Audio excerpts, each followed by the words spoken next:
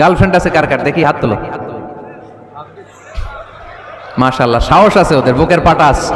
হাত নামাও বেটা। এই গার্লফ্রেন্ড বয়ফ্রেন্ডের সাথে আমাদের কোনো সম্পর্ক? আমরা বিয়ে করব। কি করব? বিয়ে করব। চেয়ারম্যান সাহেব বিয়ে করাই দিন এগুলোরে, আপনার দায়িত্বে দিয়ে গেলাম। এই গার্লফ্রেন্ড বয়ফ্রেন্ড এগুলো ইসলামের কালচার নয়। বিয়ের চেয়ে ভালো কাজ পৃথিবীতে হতে পারে? বিয়ে করতে গেলেই বাপে বলে আগে নিজের পায়ে দাঁড়া। তো এতদিন ও কার পায়ে দাঁড়াইছে? ছেলে মেয়েদেরকে সাহস দেন, ছেলেও পড়বে।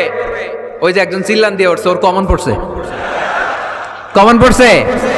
মাশাআল্লাহ। গার্ডিয়ানরা যারা আছেন ওদের দুঃখ কষ্ট একটু বুঝছেন আপনারা, মিলাই দিয়েন ওদেরকে, বিয়ের পিড়িতে বসায় দিয়েন। বিয়েতে কল্যাণ, বিয়েতে বরকত। বিয়ের মতো ভালো কাজ হতে পারে না। সব নবীরা বিয়ে করেছেন।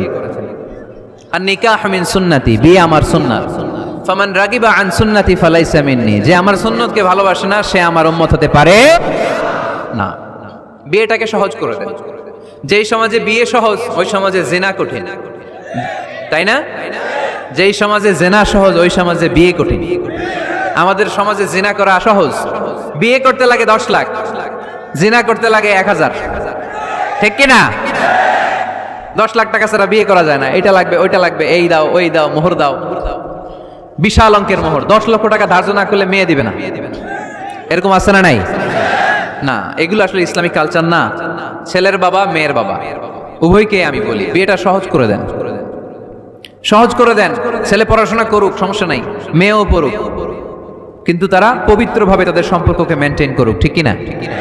তাদের এই যৌবনের তাড়নায় যে পাপের সাথে জড়াবে তার পার্সেন্টেজ গুণা বাবা হিসেবে আপনার কাঁধেও আছে না নাই? এজন্য বাবারা সাবধান, মায়েরা সাবধান, বিয়েটাকে সহজ করেন। এই এলাকার যুব সংঘ যারা আছো, তোমরা একটা ক্যাম্পেইন করবা এই মাহফিলের পরে, টাইমলি ম্যারেজ ক্যাম্পেইন।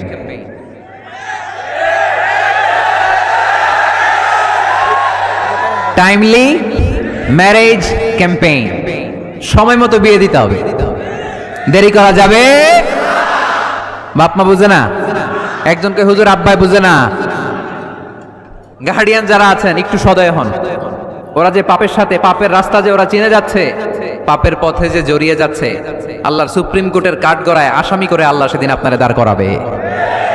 আল্লাযীনা হুম লিফুরুজিহিম হাফিযুন, দে গার্ড देयर প্রাইভেটস। মুকদ্দমাতুল হারামে হারাম, এট এ গ্ল্যান্স। একটা নারীর দিকে চোখ পড়ে যাওয়া এটা হারাম না, কিন্তু এই চোখ পড়ার কারণে এটা জেনার দিকে নিয়ে যাবে, এজন্য এটাকেও হারাম করেছে কে? মুকদ্দমাতুল হারামে হারাম। এই নজরটা বড় খারাপ। আর নাযার সাহামুন মাসমুমুন মিন সিহামি ইবলিস। এই নজর হচ্ছে শয়তানের বিষ মাখানো তীরের মধ্যে থেকে একটা ভয়ঙ্কর তীর।